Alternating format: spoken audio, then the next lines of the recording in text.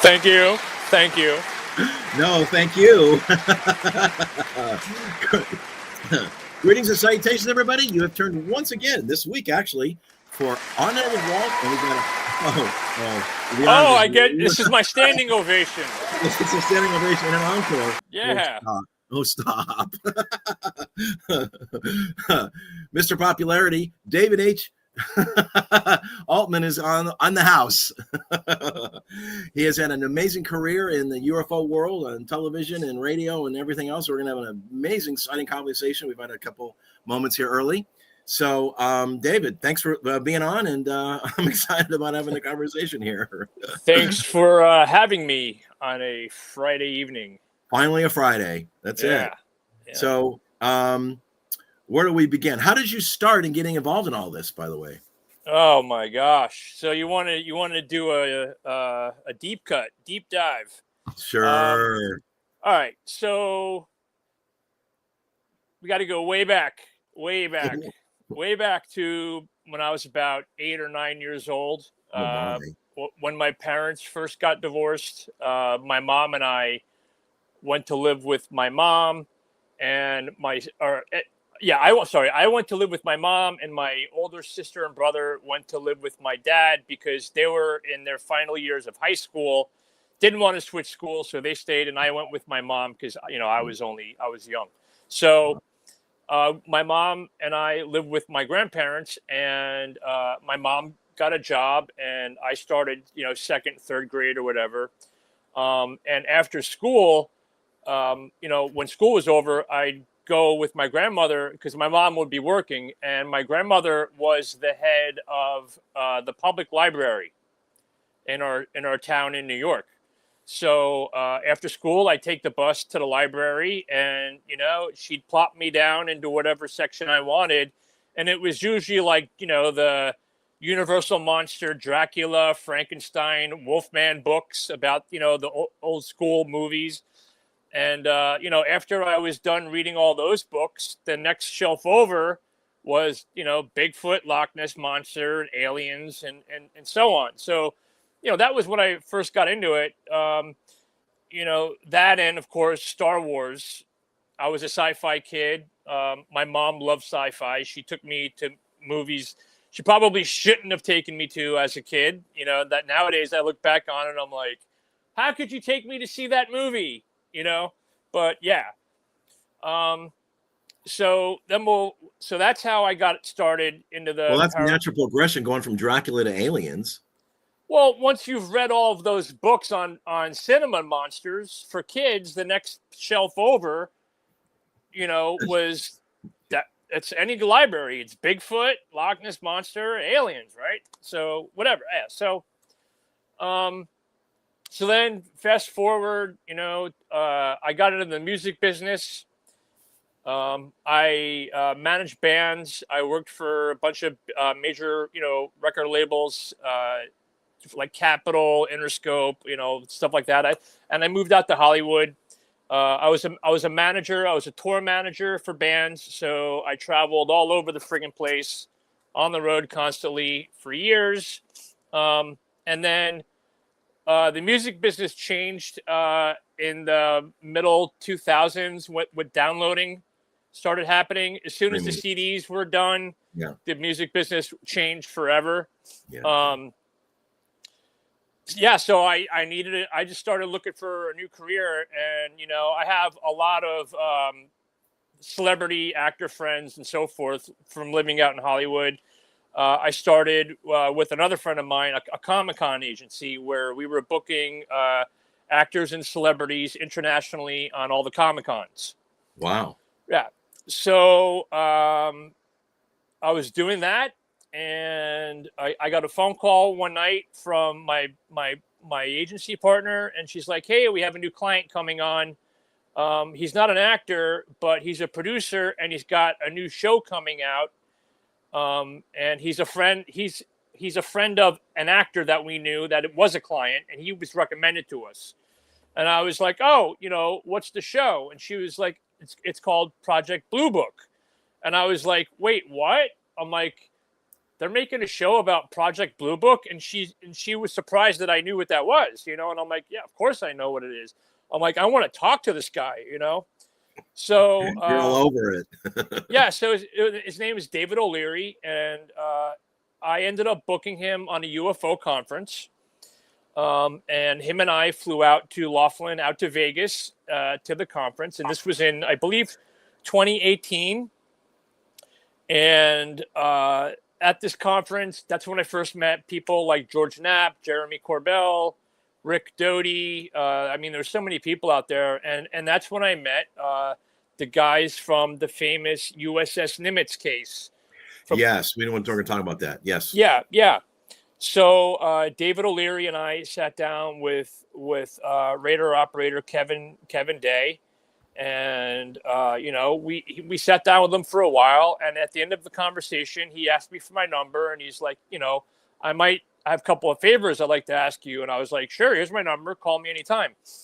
So you know, I get back from the conference, and he ends up calling me, and he, you know, it was such a big story when the news broke about, you know, the Tic Tac and all the videos and all this. It was, I mean, he was getting bombarded by press and media requests, and he figured, you know, I have that background, and he asked me for my help. He's like, can you help me, you know, kind of figure out what interviews I should do, what I shouldn't do, what's legit, what's not. And I was like, of course, you know, he was one of the nicest guys ever, you know, plus he's a vet, you know, and I totally jumped on board with that.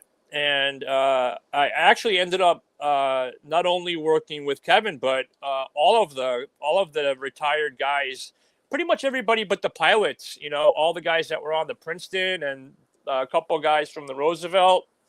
And then we actually ended up forming an expedition team to go back out to where they encountered the Tic Tac, which was out by Catalina Island. Oh, was it California? Oh, wow. Okay. Yeah, Catalina.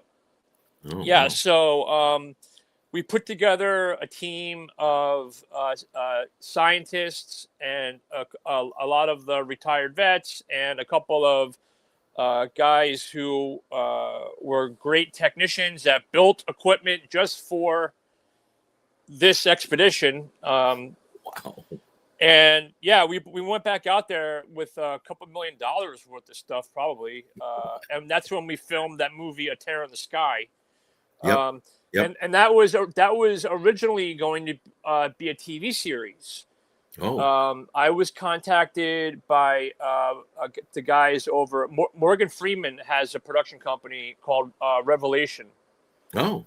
And and they do all his shows, like, you know, The God part of, I don't know, I forget whatever shows he used to have. Yeah. Right. That movie. Right. Yeah. I got you. Yeah. He has he does a lot of TV show production. Anyway, and this was in 2020 when we had planned to go back out there, and we were kind of crowdfunding at the time because it would be very expensive to do this. So, no doubt. So when we got the chance to do it, to have it paid for, you know, pretty much the only way that we were going to do it was to have it filmed by a production company that was going to pay for it, because we didn't have the money to ship the equipment. It was a big deal to do this. So, so I signed a deal. We were gonna do a TV series, and I think at the time Dan Aykroyd was actually going to be a part of it. Oh, okay. But then COVID hit. Yeah, COVID. And that killed it. Yep. So I got out of that deal, and within a few months of that deal is when I was contacted by the director, Caroline Corey, and we turned what was going to be the TV series into a documentary. And that's what is out on Amazon, and it's on Tubi right now. That's the one with William Shatner? William Shatner's in it. Michio Kaku. Yeah. Me, I'm in it. Yes, you are. Yeah. So that kind of that TV experience in 2020. That was kind of that wasn't my first thing. I had met some producers from when I was working with Kevin Day, and those guys because I was working kind of as an agent for them, and I was, you know, working. They were working. They were doing shows like Unidentified and Ancient Aliens and stuff like that. So I got to meet all those people behind the scenes, and then eventually I was getting calls for myself as a consultant to consult on certain shows, and then it just kind of I got and then I worked for I got the job. I worked on J.J. Abrams' UFO special. And then I was involved with Steven Spielberg's UFO special, Netflix special. And then that kind of just got me into starting development, which is be creating shows. And I did a lot of different production, casting production. We did Alien Encounters, Fact or Fiction for Discovery Channel. Yeah, I saw that. Yeah, so it's just been continuing. Right now, I've probably got like 3 or 4 things in development. Good. I'm attached as an executive producer for a scripted series. And that is kind of like a Jason Bourne meets X-Files meets Project Blue Book in a way. Wow. It's called Shadow State, and a lot of great people are attached as consultants. People like Ross Coulthard, Jesse Marcel, Rick Doty, I think Stephen Bassett. I mean, it goes on and on. A lot of people, a lot of heavy hitters. I haven't heard that name in a while. Yeah, that they're kind of helping behind the scenes with getting the time, because we're doing kind of a historical look at cases in a way, but keeping it up to date. So we want to keep everything accurate. So who better than the people that were there, you know? Of course. Now, whatever happened to Project Blue Book? I mean, it was bouncing around for a while. It was, kind of the show. No, just Blue Book in general. Oh, well, I mean, officially Blue Book was closed in '69. Oh, I know it was officially closed, and they still kept doing it, but it wasn't Blue Book. Yeah, I mean, even before Blue Book, it was Grudge. I mean, obviously after. Okay, so '69 publicly they say it closed. What it went by between then and Allsap and ATIP, I have no idea. If you wanna kind of go how the lore UFO lore goes. I mean, people will say, "Oh, it was Majestic the entire time." We know that Majestic. 12, and now it's 40 or something. So yeah. I mean, yeah, and if that was even real, because I mean, Well, I heard there was a rumor that a guy was reading the names of the Majestic 12 or 40 on Art Bell show, and he got three names in, and they interrupted him. No, that never happened.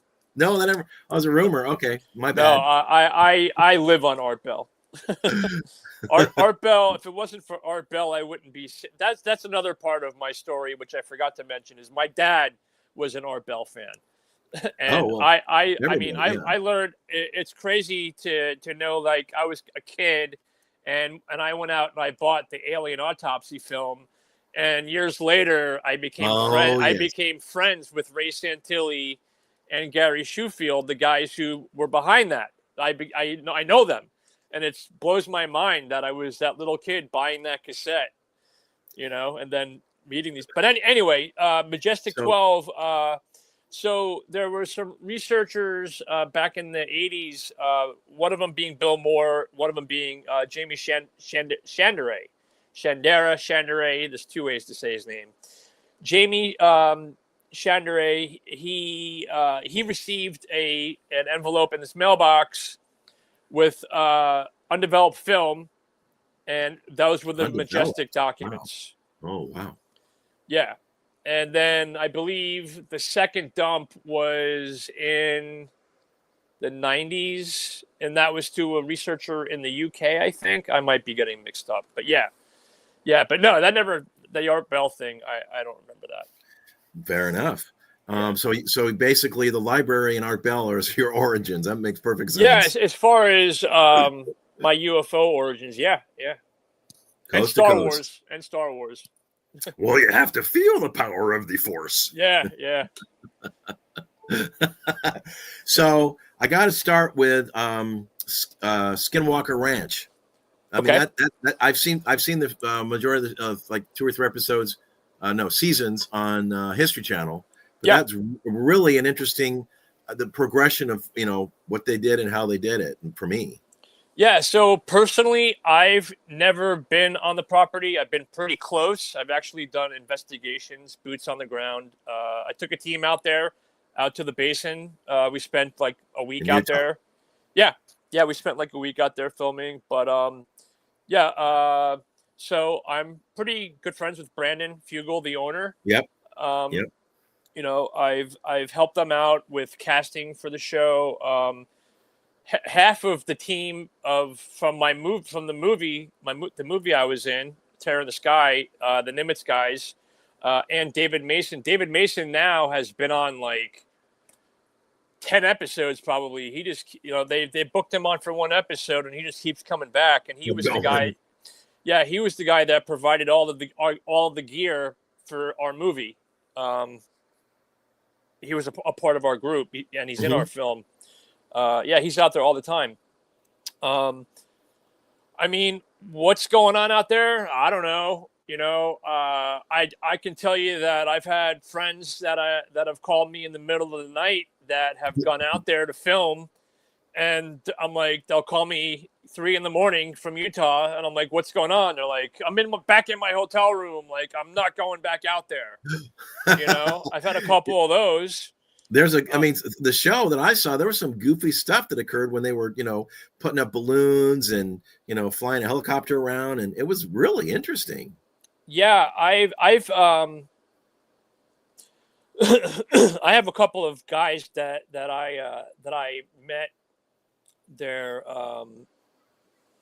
Native Americans, and I'm not even Okay. gonna. I don't even want to really say what tribe they're. I don't want That's anybody okay. finding them and No bothering these worries. guys, No but worries. They're the general they local. have on their reservation what they call Skinwalker Cave, and they sent me some pictures that were taken in there that are pretty friggin' wild, man. Like I mean, and these were taken on a regular film camera, not a digital. You know, so yeah, so I mean, if it wasn't for the historical stuff, the historical facts of the area, I would be a little bit more on the fence of it could be us doing non-lethal weapons testing or whatever out there. But because of how far back all the sightings go and so forth, and I'll give you this one story that I was told. So I have a friend who's a treasure hunter out there, and he's good friends with Brandon, and he worked with Brandon, probably met him back in 2010. It's kind of how I met Brandon, was through my friend Terry. His name's Terry Carter, and he's got a great YouTube channel, so go check out Terry Carter's YouTube channel. He's a treasure hunter, and he's also like into the giant skeletons, and he's very well knowledge on all that ancient historical stuff you can find under the ground in states like Utah. Anyway, Terry was at a treasure hunting conference, and he was introduced to this guy who was from the Philippines, and the Filipino guy, I'll call him the satellite guy from now on, right? He whatever he did for a living, I don't know what it was. I don't even know if Terry knows what it was, but he had access to certain satellites. Okay? So he tells Terry that the satellites that he has access to are able to detect precious metals. Okay? Okay. So the satellite guy goes back to the Philippines, and he had gotten Terry's number at the conference, and he calls him up and he says, "Okay, give me some coordinates." And and this will be a test, right? So Terry's like, all right. He gives him these coordinates, and the satellite guy was like, okay, I'll give you a call back in a week, right? So Terry's like, awesome, give me a call back in a week. So a week goes by, nothing. Another week goes by, nothing, right? Something like that. So Terry reaches out to him, and he's like, hey, man, like, what's up? What happened? And the guy's like, look, don't ever call me again. And Terry's like, what? He goes, the satellite guy says, whatever coordinates you gave me, when I would direct the satellite on those coordinates, whatever's there would bump me off. And every time it bumped me off, it wasn't a mistake because it kept bumping me off to the same position someplace out in the Pacific Ocean. And from what I could tell, from what he was looking at, he said, there's something huge and metallic buried under the ground from wherever this was. Well, what the guy didn't know was Terry had given him the coordinates to the ranch. Yeah, Skinwalker Ranch. I knew that was coming. Wow. Yeah. So wow.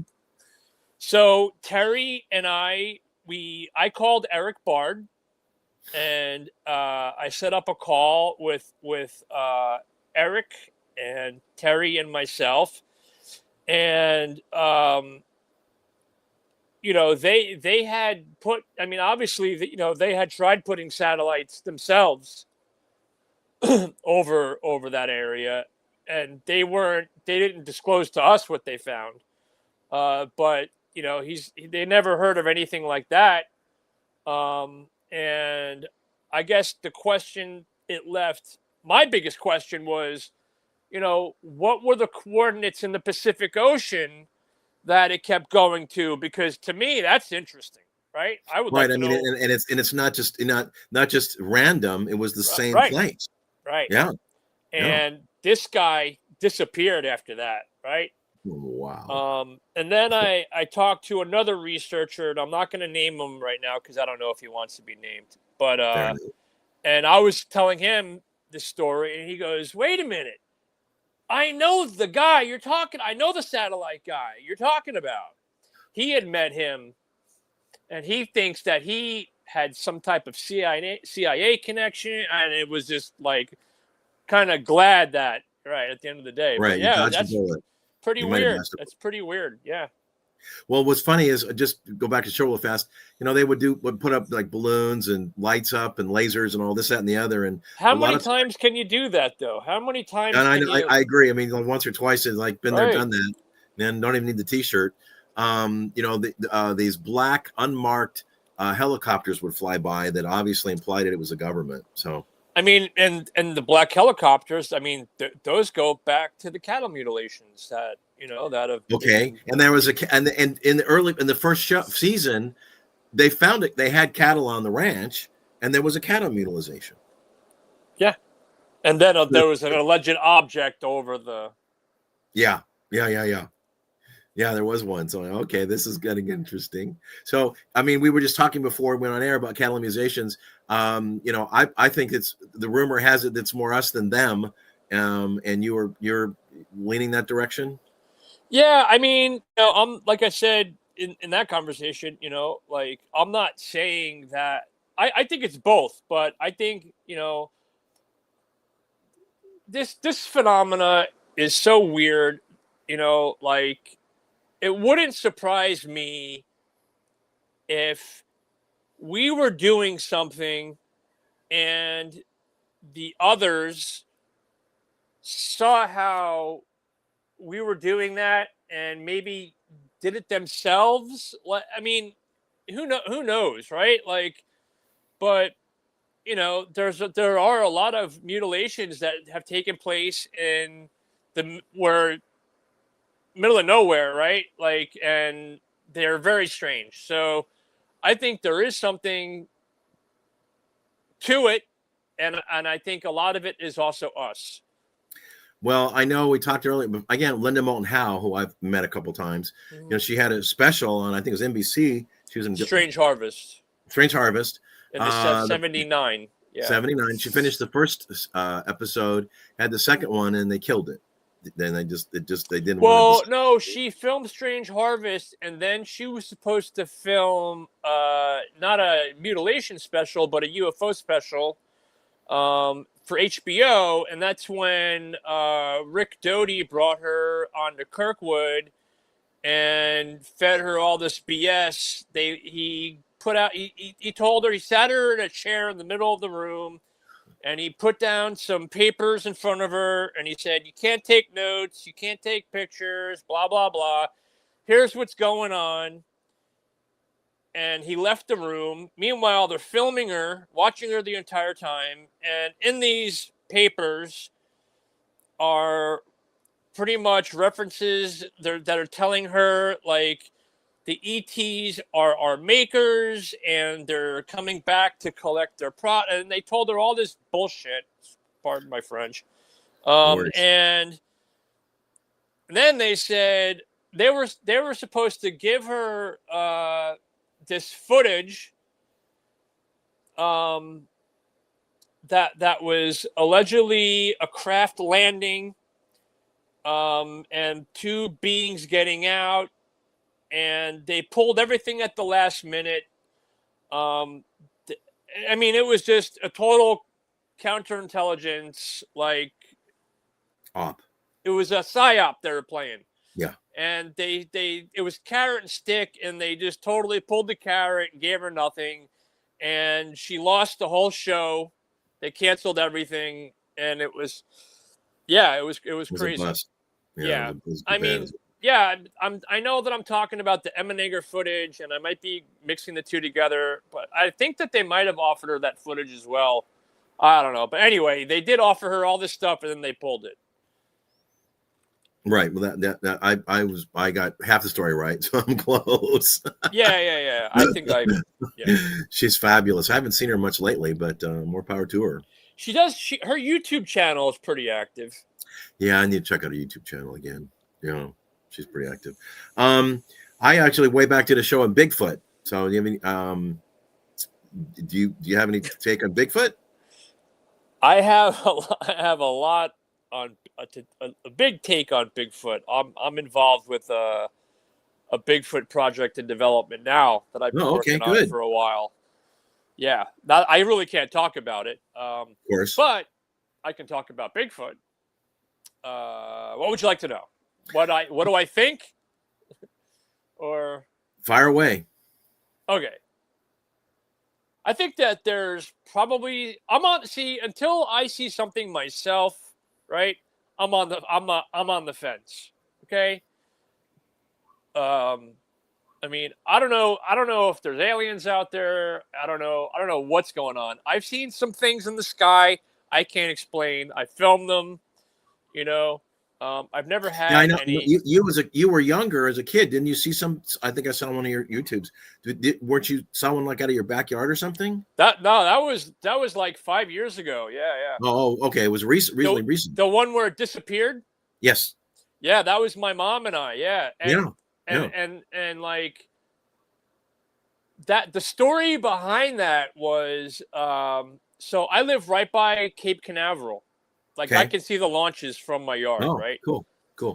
And all my dogs now have unfortunately, they got older and they passed away. But when we had our dogs, I'd take them out every night into the backyard. So I know what's in my skyline. I know what's supposed to be there. I know what's not. Of course. So and this was after I filmed the movie. I came home. And I would go out and I would start seeing these glowing balls of light, right?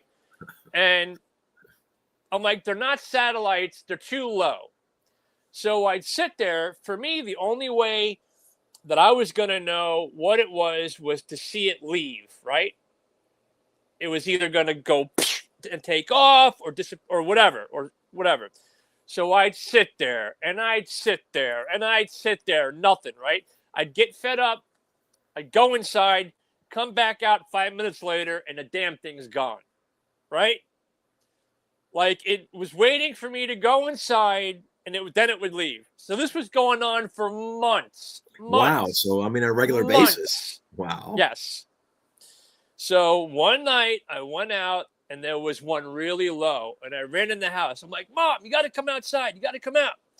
She goes, if it's aliens, I don't want to come out. And I said, no, come on. And I came out, and I started filming, and you saw it. And what you didn't, I don't know if you watched the second part. So it disappeared, and then it came back, and I couldn't see it for like 2 minutes, but my mom could. So I'm like, my mom's like, there it is. And I'm like, where? And I couldn't see it. And then all of a sudden I was able to see it. It was weird. And it's very common in UFO sightings. There could be a group of like 10 people, and only 3 of them will see the UFO in the sky, and the other 7 won't. It's just something that happens. Yeah, it's weird. So my friend is the head of security for the launch pad. Okay. Over at Cape Canaveral. So I sent him that clip, and he was like, I don't know. He's like, I don't know what that was. Well, I mean, you're in their backyard. I mean, does he admit to seeing anything? Because obviously, if you've seen it, I've asked. So yeah. You've seen it. So where I was seeing it, you wouldn't be able to see it from Cape Canaveral, right? It's pretty far. It's like 20 miles. Oh, okay. All right. Yeah, this thing was in my backyard. Like, it was right there. Wow, that's impressive. Yeah, and since then, they haven't come back. Oh wow, they're gone. Since that time, yeah. Well, maybe they know you filmed it, so they've been recorded for posterity. I have 2 Bigfoot stories. I did a show for Truth Be Told. The guy was a 30-year expert in Bigfoot, and he says they're in First of all, there are no experts. Well, you know what an expert is? This is the has been under pressure. Expert. Right. Yep. And he's written books and whatnot, but he says they're in Texas, North Carolina, and I think they're everywhere. Northern California. But he said Pennsylvania is Pennsylvania. He says I've been close twice, and he said what I heard was this ear-piercing, earth-shattering, like this amazing scream. That's as far as it got. Yeah, I mean, there's a famous tape called the Sierra Sounds, which come from Ron Moorhead, which were, I think, recorded in the 70s, and that they're very famous from Art Bell. They were played on Art Bell. They seem to have this,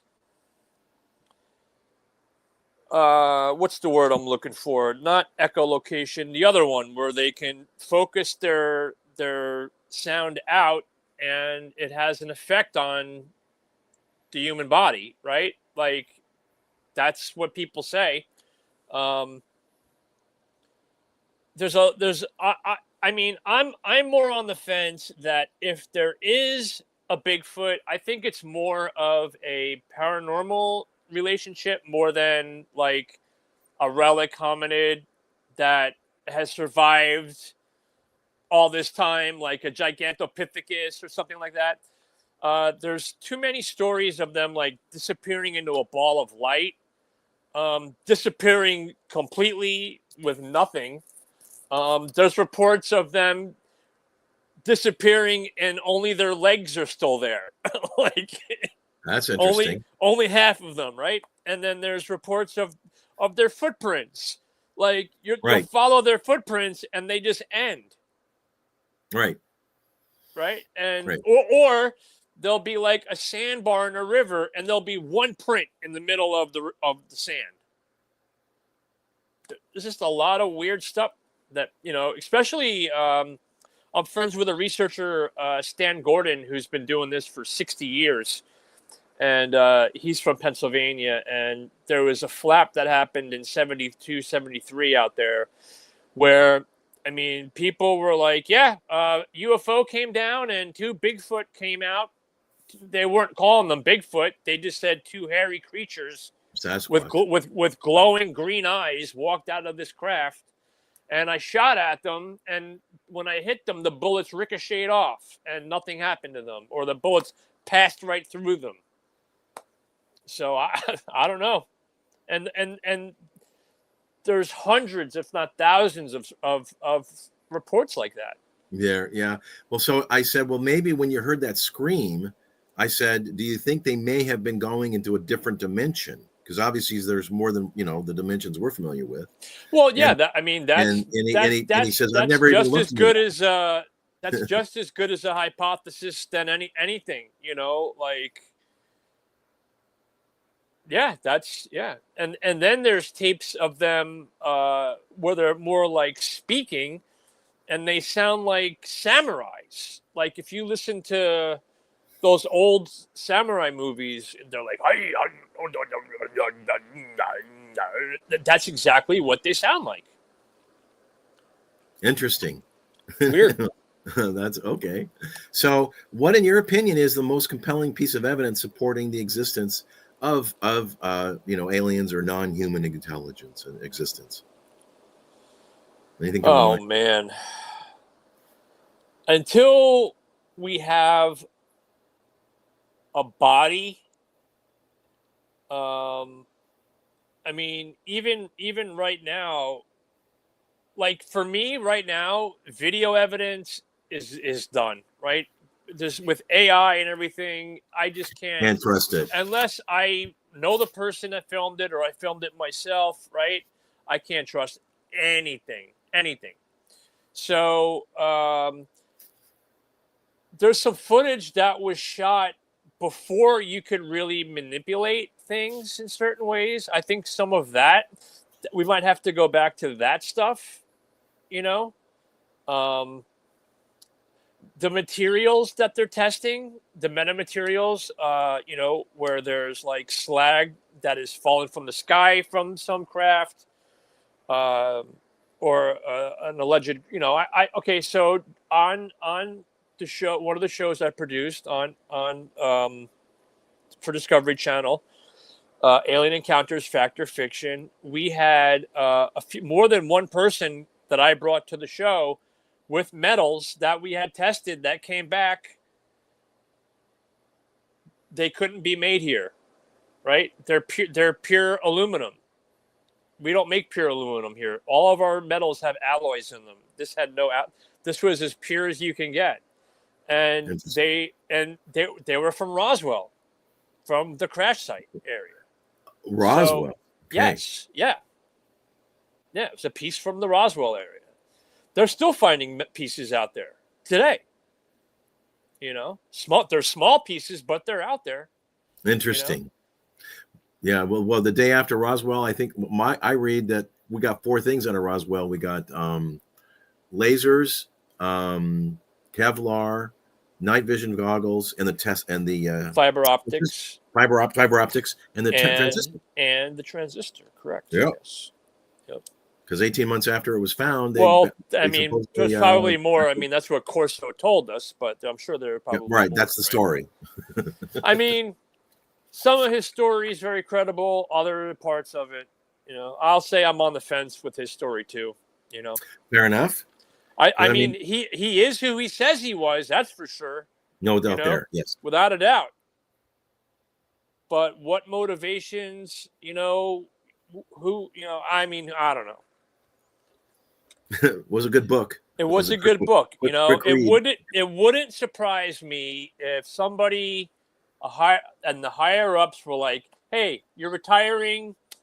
Can you do us a favor? Can you write this book?" Wouldn't surprise me. Just so the Russians thought we had this technology. Right? There you go. Okay. Right. That makes sense. Yeah, I can see that. Absolutely. Yeah. And not even the Russians, the Chinese, any adversary. That could be anybody. Yeah. Any adversary. They've got UFO. Oh, we don't want to mess with them. Right. Yeah, I could see that for sure. Which is a lot of, why a lot of the stuff that happened during the Cold War was done just for that. Right, counterintelligence. Just so the Russians thought we would have a leg up on them. Yep. Absolutely. Especially the remote viewing program and all that stuff. That was total Russian propaganda Like crazy. Well, I heard there was one of the leading remote viewers. It was a podcast somewhere, and he was really accurate with his stuff, which was interesting. And who knows? Listen, you can go back and listen to all of them on Art Bell, Ed Dames, Courtney Brown, just about every one of their predictions or anything they said didn't happen. Courtney Brown was caught on air faking photos to try and say that, and this is kind of weird because we got this 3-1 Atlas thing going on here. But back with Hail Bop, Courtney Brown, who was part of that remote viewing program, okay, for the Pentagon, right? He told Art Bell and Whitley Strieber, he sent them these photographs, and he said a highly respected astrophysicist he was well respected academic. I can't tell you his name right now, but he sent me these photos, and they show an object riding on the comet, right? He was saying that there was a spaceship on the comet, and they remote viewed it. They saw the beings. They got these photos from this. It was from somebody that had a what do you call it? A telescope. I'm not astrologer. It was an astrophysicist, but it was an institution, right? It wasn't like some guy with a telescope in his backyard. It was an actual, setup, and the pictures ended up being fake. And Courtney Brown told Art Bell, "Look, I can't tell you the guy's name now, but he said in a week he's going to do a press conference to announce everything." And Art Bell said, "Okay, if he does not do the press conference in a week, I'm going to release these photos." And it turned out they found out where the photos came from, and they were faked. And Courtney Brown refused to give the name of where he got the photo. It was him. They faked the whole thing. That's surprising. And you can go back and listen to the whole thing right now. No doubt. On air live in front of millions of people. In front of God and everybody. And people killed themselves. This is how Heaven's Gate happened. Oh, yeah. Well, yeah, Heaven's Gate. That was an interesting story. We won't go there, but. It wasn't the reason, but it was a big part of the reason. He was the guy contributing. Yeah. Yep. Oh, wow. So after that, do you have any criteria that you are able to use to differentiate between, a credible UFO? Well, I am fortunate to be friends with a lot of the respected people behind the scenes in, as far as UFO researchers go. I run stuff by them a lot, otherwise, it's just using common sense, man. Common sense and I like to see, okay, like let's say somebody reports seeing an alien and this is what happened, this is what it looks like, blah, blah, blah. Here's exactly the story. I like to go back and see if it's ever happened prior, right? It's good to compare cases, look for similarities.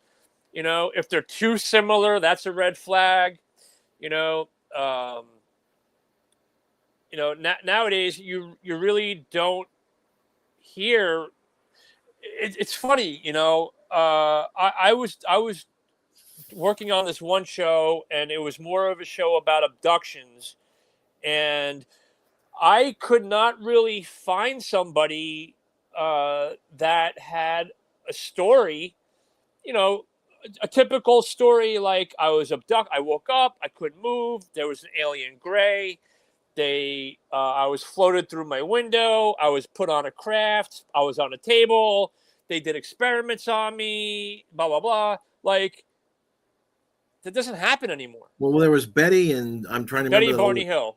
Yes, Betty and Barney Hill. That were in a car. 63. That was in the 63 early in New 60s, Hampshire. 63, Correct. and Yeah. they had their little adventure, shall we say? Right. That type of you just don't hear that anymore. You know, you do have people that call themselves contactees that'll say, I had a positive experience with a glowing light being or something like that. But as far as finding people that have had that, that, I mean, it's kind of weird to say common alien abduction, because there's nothing common about it, but I'm talking about sounds like an oxymoron. Right. That typical case, that was very, that was well told on like Geraldo and all those talk shows during the 80s and 90s. That was the story, the typical Whitley Strieber communion abduction type scenario, or Travis Walt, anything. You don't hear it anymore. No, and I actually had mentioned that during one interview, and I got a message offline afterwards, and by somebody that works in intelligence, and he was like, you know what, we've noticed that as well, so that validated your point. So Interesting. Oh, wow. Very, but okay. whether or not he was just saying that to me to get me to repeat it for his whatever reason, I don't, you know what I mean? I don't believe anything anybody tells me. It's like, I know my phones are tapped. You know what I'm saying? Like, all our phones are probably tapped, but yeah. Like. So, I mean, is there any most compelling case that you've got with evidence that you personally find the hardest to explain through like conventional means or anything? I mean, is it like, well, that's difficult to explain or write off? So there's a case that I'm looking into now that's kind of come back into the, I won't say zeitgeist, but kind of back into the UFO circle of people. People are talking about, and it happened in the 70s in Mexico. And it was a pilot who he was doing a solo test flight to get his license. And he takes off and he's up in the air, and all of a sudden he disappears from radar for like an hour. And they lose him for an hour, and then I don't know if they lost him they lost contact for like an hour. Okay. And then, I could be getting some of this wrong, but this is the gist. Right. And then they lost radio contact, and when they finally got radio contact back, it was like, this is not your pilot. We are from another planet, and if you do not stop using your nuclear weapons, you're going to destroy the planet, your planet, And this conversation went on for over an hour between the tower and whatever allegedly was controlling this guy. And then the plane lands 3 hours away. The guy wakes up like, where am I? And none of his fuel has been wasted. Was he in the Bermuda Triangle? No, this is in Mexico. Well, in the Caribbean is the Bermuda Triangle. Right. So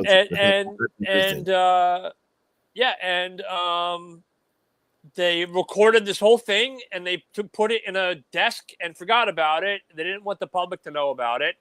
And it's recently, I guess, been rediscovered. Yeah, and to me, it's just the whole thing of people having encounters like Zimbabwe or other cases, especially when there's encounters with children.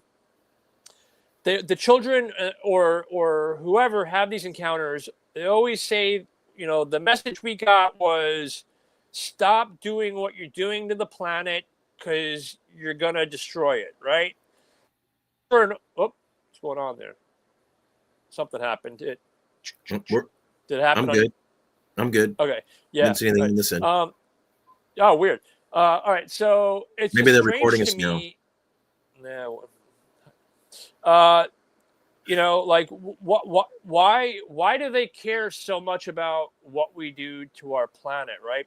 It makes me think because they live here, Well, right? that's my next question, and I know I read something, and I'm with you on this. I don't think there's nuclear because they live here, and if we toast the planet, they have issues. So, I mean, we've heard I stories of think nuclear I highways. don't think that if there is alien, I don't think they're from space. I think they're either from here or they live here now, or it's dimensional.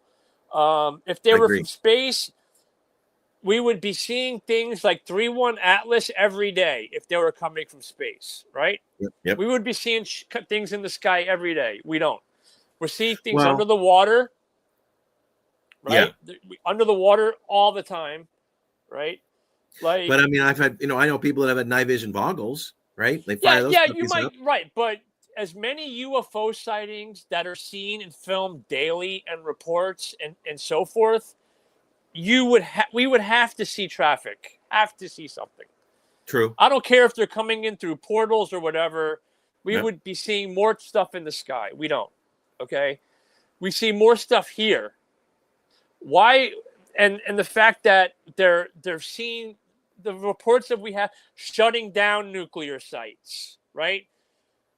Messing with our, the reports of them even today, like drones swarming nuclear sites, whatever. It's been happening since we've had even the UFO sightings of today didn't really commonly start till the 40s when we started playing with nukes. Well, yeah, my understanding of silos in Russia and us, got kind of played Here with they shut them down. yeah. There they started them up Oh, okay. and then cut them off at the last minute. Oh, yes, yeah. Oh. So that was there, not here. I thought it was in Yeah, both. or maybe I have it reversed, but That yeah. doesn't matter. Yeah, Yeah. I know that was here. The countdown started out of the blue, and then with like 4 or 5 seconds left, it stopped. Yeah, in the And they silos. were tearing it apart, They took it apart bolt by bolt and Yeah, trying to figure it out. Yeah. didn't find And anything. even, That's the one of story. our most famous cases, which was Rendlesham, and that was a nuclear missile site, right? Like, yeah. Yeah, they have a big problem with our nukes, and I think it's because they don't want us to blow us up because they'll get blown up too. Agreed. And I think when they started and did all these big bombs, like in the Pacific and whatnot, it was tearing the It's possible it could tear and reach another dimension, right? yeah, tearing the dimensions, and Yeah. you could see those explosions from space and on Earth and whatnot and so forth. So Like as Stanton Freeman used to say, he'd say, the alien said, "Honey, the kids found the matches."